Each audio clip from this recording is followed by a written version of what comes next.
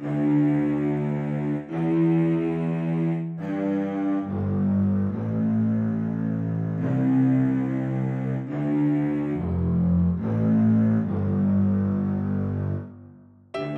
que é mais interessante, que é o mais legal, uma vez a gente estava dirigindo aqui no bairro e parou do lado uma picape, devia ser uma picape de obra, eu não sei, eu sei que ela estava toda zoada, toda bagunçada, cheia de escada, material de construção e tal. O motorista também estava todo, imagina, maltrapilho, porque ele devia estar trabalhando. Ele parou do carro, ele parou, emparelhou e ele pediu para abrir o vidro, eu abri o vidro e ele falou, porra, esse carro é elétrico? Eu falei, é. Ele falou, pô, é o futuro. Eu não vejo a hora de todos os carros serem assim, porque olha em volta, isso aqui está fazendo mal para a saúde da gente.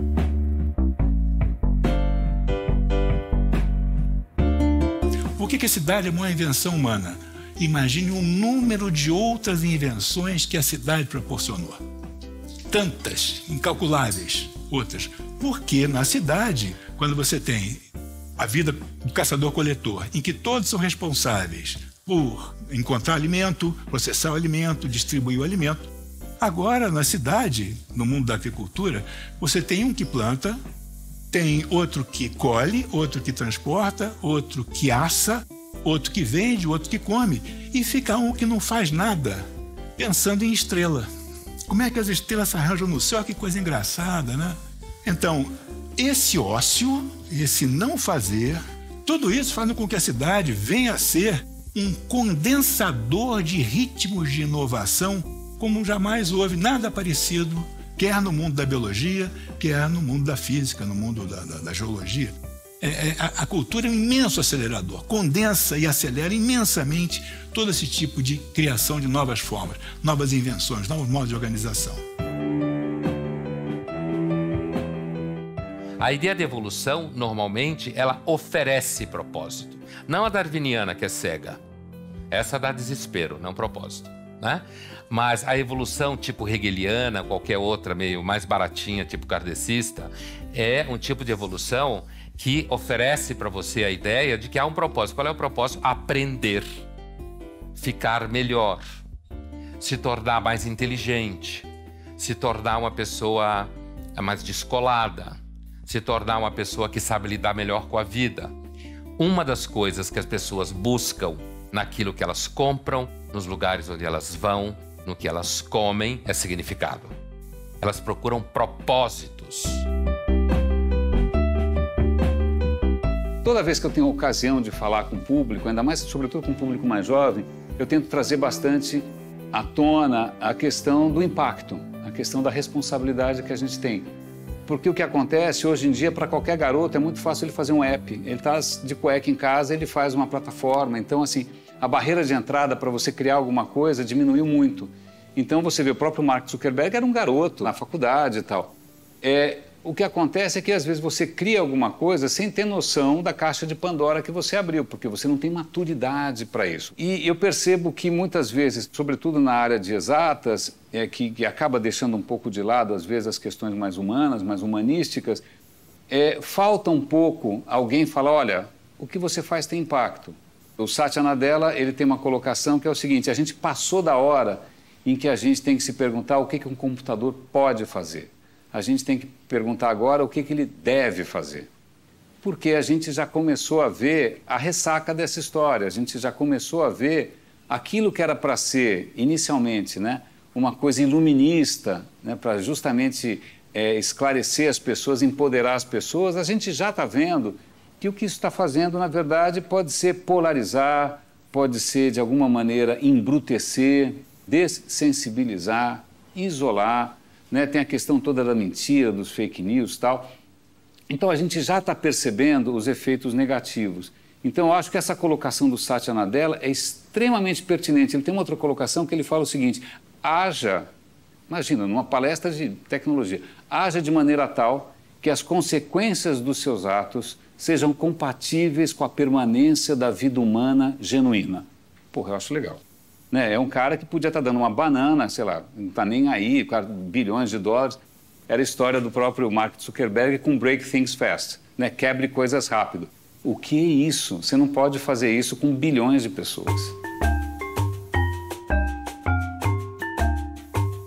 Agora, essa questão da adolescência estendida talvez tenha a ver também com a diminuição de alguns ritos de passagem. Antes você tinha ritos de passagem muito estritos, né? O menino passava a usar calça comprida. Agora todo mundo usa bermuda até morrer, né? Mas assim, calça comprida já era um rito de passagem.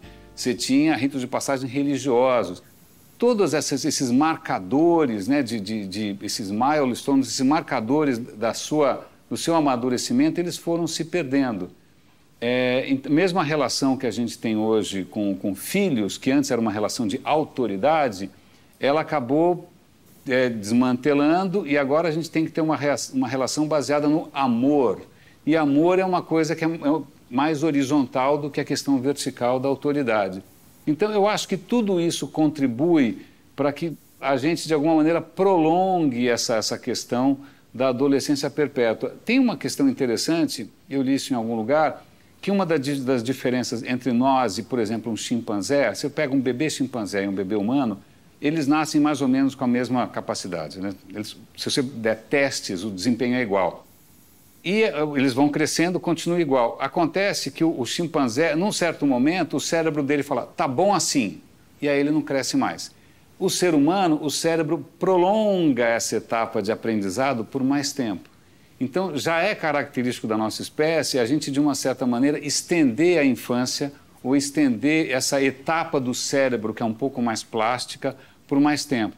De repente, o que está acontecendo agora, até por uma pressão meio tecnológica, meio social, a gente está tendo que, de novo, estender um pouco mais a fronteira do que seria, né, o cérebro, em princípio, dizendo, ok, parei por aqui, está tudo bem.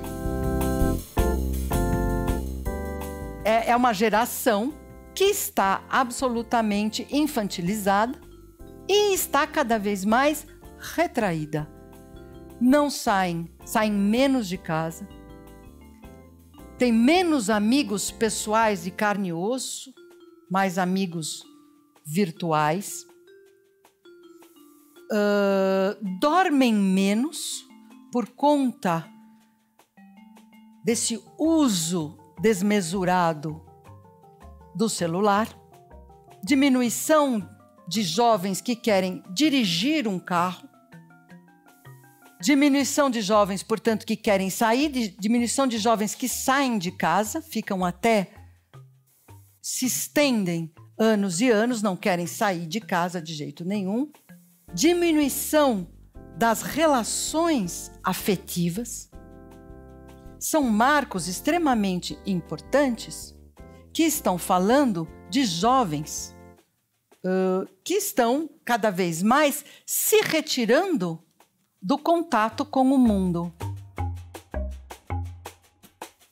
Mas eu acho que o que acontece de uns tempos para cá, na medida em que a gente empoderou todo mundo, em que todo mundo passa a ter o seu próprio smartphone, o seu próprio perfil, a sua própria rede social, você passa a ter um espaço que é absolutamente privado seu, um canal privado seu, uma audiência privada sua, é que, de repente, a gente exacerba a questão do indivíduo, né? De uma hora para outra, a gente acho que chegou no ápice do individualismo, né? A gente até pouco tempo atrás, a gente morava em famílias mais ou menos, sei lá, que sentava para comer uma macarronada de domingo, ou que sentava para assistir a novela de noite.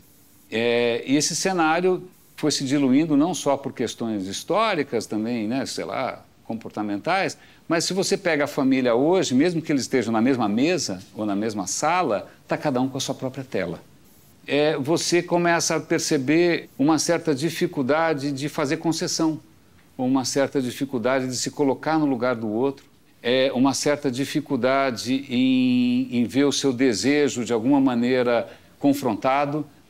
Então eu acho que a gente está passando por uma série de situações que são muito novas, acho que, sobretudo, por causa disso, porque a gente está pela primeira vez possibilitando o indivíduo, essa ficção, né, que é um indivíduo bastante descolado de qualquer contexto mais social. Isso me assusta um pouco.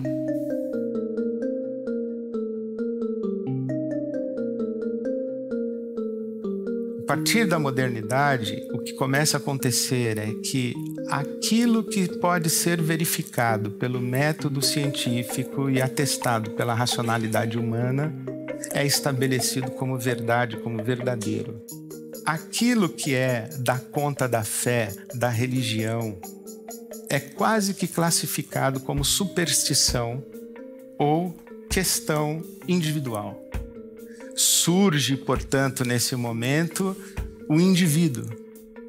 Surge nesse momento a consciência individual, em que eu escolho o que creio em termos de religião. Essa ruptura, ciência, religião, razão e fé, e essa quebra, por exemplo, com a separação entre a igreja e o Estado, esse surgimento do indivíduo, é que vai gerar esse fenômeno que nós vamos chamar de privatização da religião. Agora, as tradições religiosas, e especialmente a igreja, que é a detentora dessa cultura cristã, ela perdeu o monopólio de oferecer os bens simbólicos da subjetividade religiosa. Agora o indivíduo vai construir a sua percepção religiosa. Agora o indivíduo vai escolher qual é a sua plataforma religiosa. Ok, o mundo sempre mudou, mas a gente demorava para perceber, porque ele passava uma ilusão, uma falsa impressão de estabilidade. O que está acontecendo agora, até o coronavírus é um exemplo disso, é que você está acompanhando minuto a minuto. Eu acho que se você quiser desorientar alguém, ou se você quiser que o seu inimigo perca o pé, você força o cara a acelerar. Quando a pessoa não tem tempo de pensar, seja no que for, seja numa conversa, seja numa competição qualquer, se você faz com que o cara corra mais do que ele consegue assimilar, ele vai perder o pé. Então, de uma certa maneira, eu acho que esse fluxo que, na verdade, está atrelado a um modelo de negócios. Esse fluxo não é gratuito, não é só uma questão tecnológica, tem um modelo de negócios por trás disso. É muito comum, quando eu me coloco de uma maneira um pouco mais assertiva, questionando a questão da ética de algumas plataformas, etc. Então, é muito comum você ver gente mais da área de exatas dizer a tecnologia é neutra, o algoritmo é neutro. Não, ele não é neutro. Quem concebeu para ele otimizar alguma coisa. Otimizar o quê? O modelo de negócio do Facebook. Qual é o modelo de negócio do Facebook?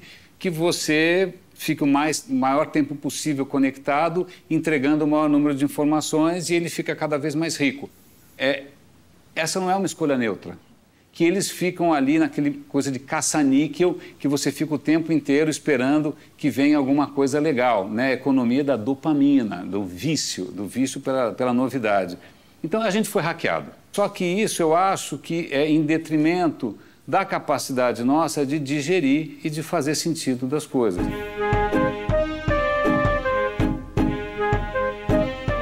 No passado, as massas foram mantidas saudáveis e bem alimentadas porque eram necessárias para a lavoura, as indústrias, os exércitos. Hoje nós temos tecnologia para resolver a agricultura, as indústrias, obviamente, e, no caso dos exércitos, um drone é muito mais eficaz do que um batalhão.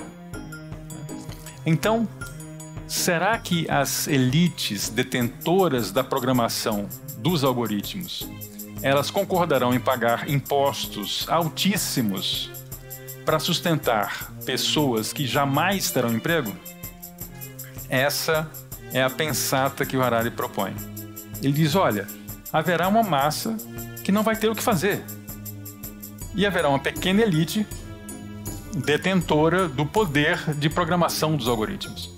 Essa elite vai topar pagar 60%, 70% de imposto de renda para manter as massas que não terão emprego? E aí ele diz, no século XX, as massas se revoltaram contra a exploração e buscaram traduzir seu papel vital na economia em poder político. Talvez, no século XXI, as revoltas populares sejam dirigidas não contra uma elite econômica que explora pessoas, mas contra a elite econômica que já não precisa delas. Talvez seja uma batalha perdida. É muito mais difícil lutar contra a irrelevância do que contra a exploração.